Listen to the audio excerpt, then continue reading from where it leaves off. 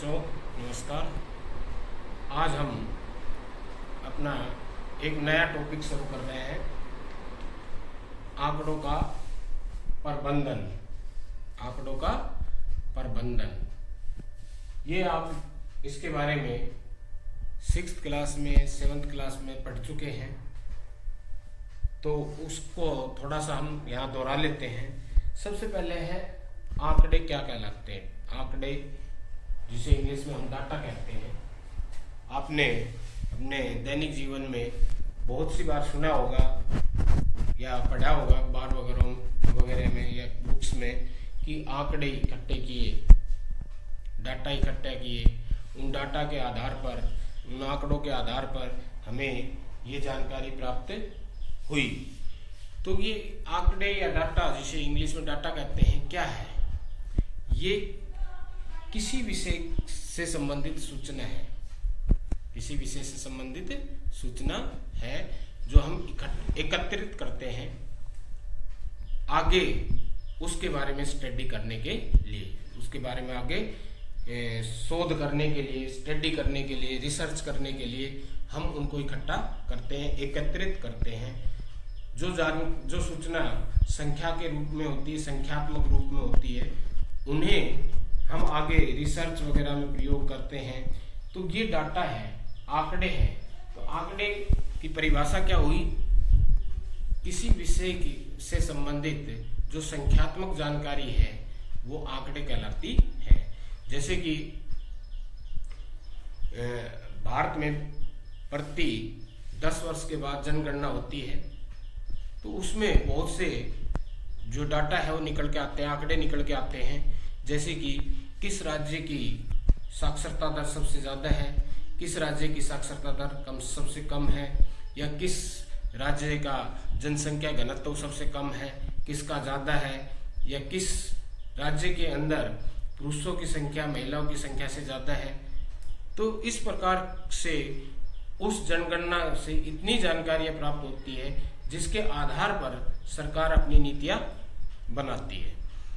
अगर ये जानकारी अगर सही है तो नीतियाँ भी सही बनेगी। अगर ये जानकारी में अंतर है या वैसे ही इकट्ठी की गई है तो जो हमारी नीतियाँ बनती है वो फेल हो जाती है, फेल हो जाती है। तो सबसे पहले है आंकड़े क्या है।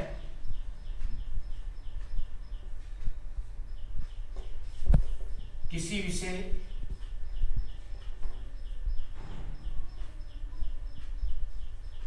विषय से संबंधित एकत्रित की गई जानकारी, विषय के संबंध में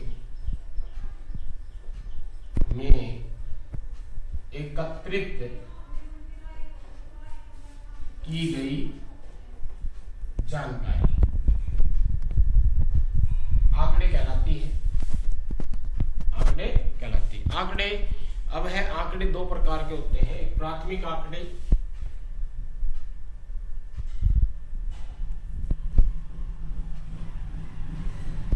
एक गौण आंकड़े।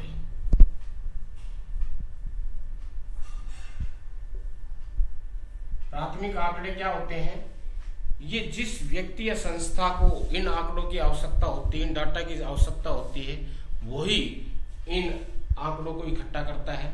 तो जो व्यक्ति या संस्था उन आंकड़ों को इकट्ठा कर रही है उसके लिए वो प्राथमिक आंकड़े होंगे, कहलाते हैं। उनके लिए प्राथमिक आंकड़े कहलाते हैं। यानी जो व्यक्ति या संस्था जिस आंकड़ों को एकत्रित करती है वही उसका प्रयोग कर रही है, तो उस व्यक्ति या संस्था के लिए वो प्राथमिक आंकड़े कहलाएंगे।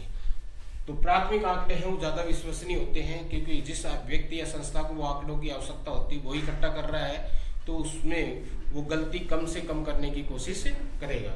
दूसरा है गौण आंकड़े। गौण आंकड़े क्या है? वो आंकड़े गौण कहलाते हैं जिस व्यक्ति या संस्था को इन आंकड़ों की आवश्यकता होती है वो खुद स्वयं उनको एकत्रित ना करके किसी अन्य व्यक्ति या संस्था से उनको एकत्रित करवाए। तो जो उनका प्रयोग कर रही है उन आंकड़ों का, जो संस्था या व्यक्ति, उसके लिए वो गौण आंकड़े हो जाते हैं। क्या हो जाते हैं? गौण आंकड़े हो जाते हैं। तो ये है, दो प्रकार के आंकड़े होते हैं, प्राथमिक और गौण। उसके बाद है आंकड़ों का प्रबंधन, यानी कि आंकड़ों को वर्गीकरण कर ले। वर्गीकरण ये दो तरह से होता है, एक वर्गीकृत, एक अवर्गीकृत। वर्गीकृत आंकड़े और एक अवर्गीकृत।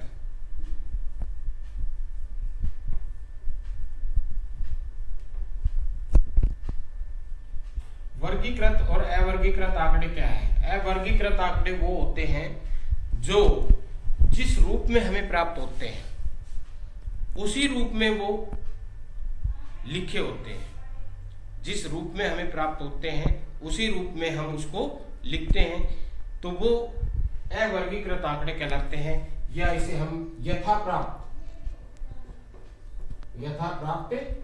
आंकड़े कह देते हैं।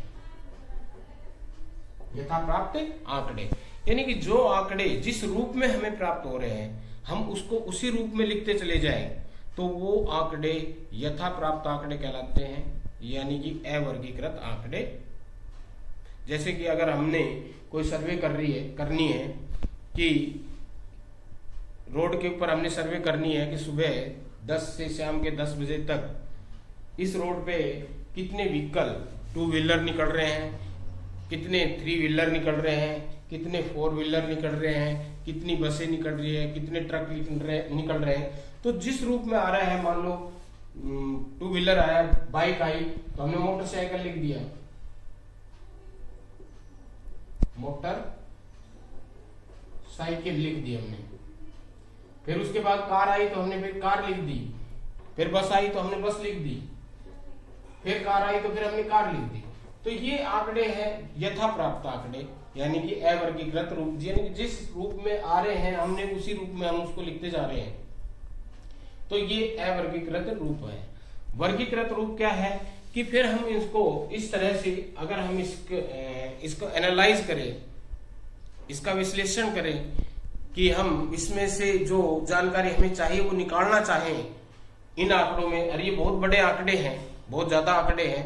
मान लो इसी के ऊपर हम बात करें कि एक दिन में सुबह 10 बजे से शाम के 10 बजे तक 10,000 व्हीकल वहां से पास हुए, और 10,000 को हम इसी तरह से लिखते चले जाएं, और फिर हम उसको एनालाइज करें, उससे हमने जानकारी मिल चाहिए कि कितने 2 व्हीलर गए, कितने 3 व्हीलर गए, कितने 4 व्हीलर गए, कितनी कार गई, कितनी बस गई, उनका हम अलग अलग निकालें तो बहुत मुश्किल हो जाता है।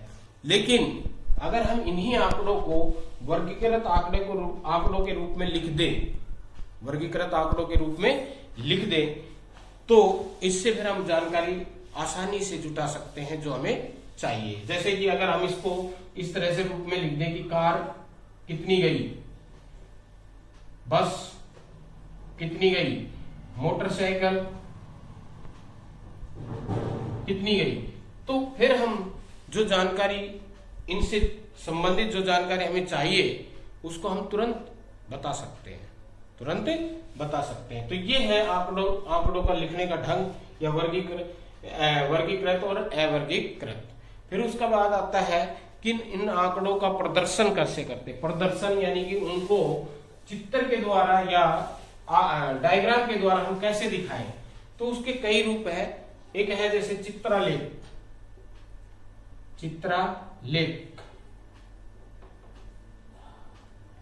जो आपने 6th क्लास में पढ़ा है, चित्रालेख यानी कि एक चित्र के माध्यम से उसको हम दर्शा दें। जैसे कि एक गांव में मान लो 5 गांव में हमने 4 या 5 गांवों की सर्वे की, और उसमें हमने देखा कि नाम उस पे सर्वे की कितने ट्रैक्टर हैं। तो जैसे एक गांव, ये ए गांव है, ये बी गांव है, ये सी गांव और ये डी गांव, ठीक है। तो एक गांव में अगर 5 है तो 5 ट्रैक्टर बना दिए हमने, 5 ट्रैक्टर बना दिए। बी गांव में 2 ट्रैक्टर है तो 2 ट्रैक्टर बना दिए। सी में 6 है तो हमने 6 ट्रैक्टर बना दिए। डी में 3 है तो 3 बना दिए। तो इस प्रकार से हमने चित्र बना दिए।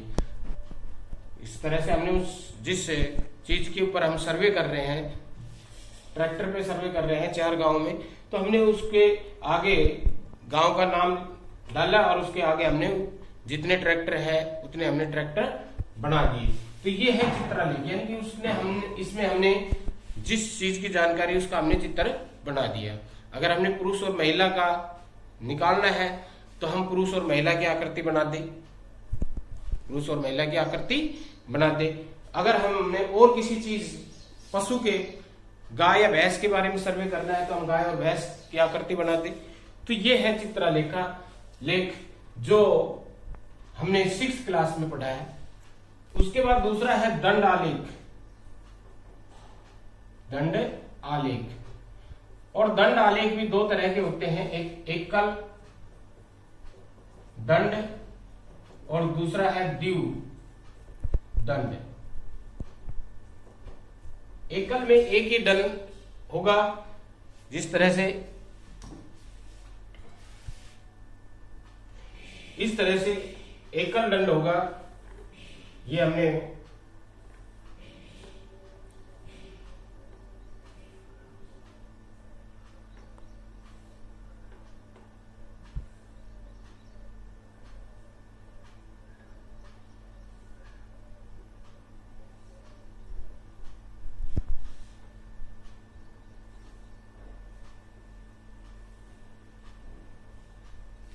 ये एकल दंड है, इसमें एक दंड एक साथ खड़ा है। और द्विव दंड में क्या होगा, अगर हम इसके साथ दूसरा दंड और बना दें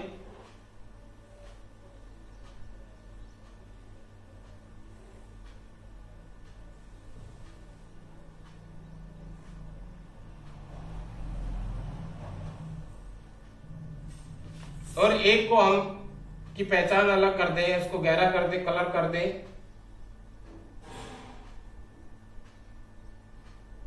ये द्विव दंड हो गए। दो दंड एक साथ खड़े हैं और इसमें प्रत्येक दंड के बीच में जो गैप होगा ये समान होगा। ऐसा होगा, समान बराबर होगा। तो ये द्विव दंड आलेख है। ये एकल दंड आलेख था, अगर ये सिंगल था तो एकल दंड आलेख था, ये द्विव दंड आलेख है। इसमें हम क्या करते हैं, इसमें हम दो स्थितियों की तुलना करते हैं। दो स्थितियों की क्या करते हैं, तुलना करते हैं। जैसे कि मान लो किसी बच्चे की परीक्षा से संबंधित है विषय की, उसकी अर्धवार्षिक परीक्षा में कितने मार्क्स आए और वार्षिक परीक्षा में कितने मार्क्स आए। जैसे एक को हम अर्धवार्षिक परीक्षा ले ले, एक को वार्षिक परीक्षा ले ले, तो इससे तुलना हो जाएगी किस विषय में उसने अर्धवार्षिक में कम लिए मार्क्स प्राप्त किए, वार्षिक में ज्यादा प्राप्त किए, या किस विषय में उसने अपना प्रदर्शन है वो सुधारा, किस विषय में उसका प्रदर्शन है अर्धवार्षिक से वार्षिक में जाते समय कम हुआ। तो इस तरह से हम यहाँ जो द्विव दंड आलेख है उसमें हम तुलना करते हैं, दो स्थितियों की तुलना करते हैं। चाहे या मान लो एक कंपनी है, उसकी प्रोडक्शन को ले कि 2017 में उसने कितनी प्रोडक्शन की, 2018 में उसने कितनी की, तो उससे 2 वर्षों की तुलना होगी।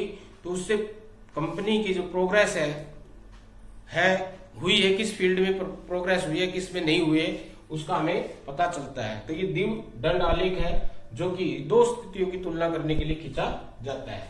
तीसरा है आयत चित्र। ये हमने 7th क्लास में पढ़ा था, आयत चित्र। आयत चित्र क्या है? आयत चित्र और दंड आलेख में क्या अंतर है? दंड आलेख में इसके बीच में, प्रत्येक दंड के बीच में गैप है, जबकि आयत चित्र में गैप नहीं होता है। आंकड़े जो है वो कंटिन्यू होते हैं।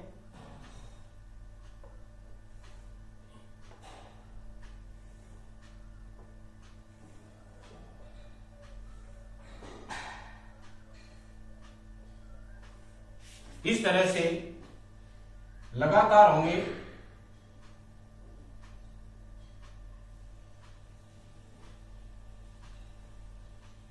यहां दो दंडों के बीच में गैप नहीं है, गैप नहीं है, और यहां दो दंडों के बीच में गैप है। तो ये दंड आलेख है और ये आयत चित्र है। क्या है? आयत चित्र है। ये आयत चित्र और दंड आलेख कब कैसे पता करेंगे कि कब दंड आलेख खींचा जाएगा और कब आयत चित्र खींचा जाएगा? आयत चित्र में आंकड़े हैं वो कंटिन्यू होते हैं, इस तरह से वर्ग अंतराल 0 से 10, 10 से 20, 20 से 30, इस तरह से, या 100 से 0 से 100, 100 से 200, 200 से 400, 300 सॉरी।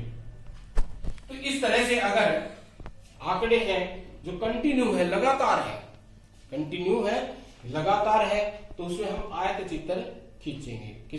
उसमें क्या बनाएंगे? हम आयत चित्र बनाएंगे। जैसे कि मान लो हमने किसी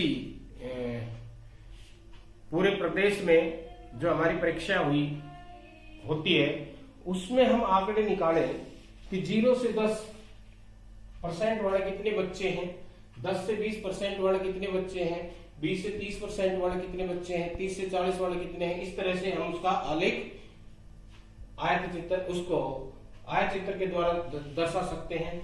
तो उससे हमें पता चल जाएगा इससे कि इस रेंज में जिसकी हाइट सबसे ज्यादा होगी, उस रेंज में, उस वर्ग अंतराल में सबसे ज्यादा बच्चे पास हुए हैं, और जिसमें कम होगी उसमें कम हुए। तो इस तरह से हम जिसमें आंकड़े लगातार हो, कंटिन्यू हो, आयत चित्र खींचते हैं। और चौथा है पाई चार्ट। चौथा क्या है? Pie chart. पाई चार्ट क्या है? ये भी आंकड़ों को दर्शाने का एक तरीका है। इसमें हम एक वृत्त के भाग के रूप में उसको दर्शाते हैं, वृत्त के भाग के रूप में उसको दर्शाते हैं। जैसे कि मान लो 20 बच्चों से उसके रंग की पसंद पूछी गई, या उसके पालतू पशु की पसंद पूछी गई, या उससे क्या नाम है, मौसम के बारे में पूछा गया कि उसे कौन सा मौसम पसंद है, तो उसके आधार पर हम उसके भाग कर देते हैं इस तरह से। एक को ये पसंद है, एक को ये पसंद है, एक को ये पसंद है, एक को ये पसंद है। तो उससे ये पाई चार्ट जो है पूर्ण के भाग के रूप में दर्शाता है, किसी के पूर्ण के भाग के रूप में इसको दर्शाता है। तो ये है आंकड़ों को प्रदर्शित करने की अलग अलग विधियां, कि हम चित्रलेख के द्वारा दर्शा सकते हैं, दंड आलेख के द्वारा दर्शा सकते हैं। दंड आलेख एकल और द्विदंड होते हैं। इसमें क्या है, इसमें आंकड़े हैं वो अलग अलग है, मतलब कंटिन्यू नहीं है, दो अलग अलग स्थितियों को दर्शा रहे हैं। और इसमें आंकड़े हैं वो कंटिन्यू है, लगातार है, इनमें दो दंडों के बीच में गैप नहीं है। और यहाँ भी जो है ये किसी में पूर्ण के भाग के रूप में को दर्शाना है, तो हम पाई चार्ट के द्वारा दर्शाते हैं। तो ये हम 8वीं में पाई चार्ट और आयत चित्र इन दोनों के ऊपर पढ़ेंगे। तो आज के लिए इतना ही, धन्यवाद।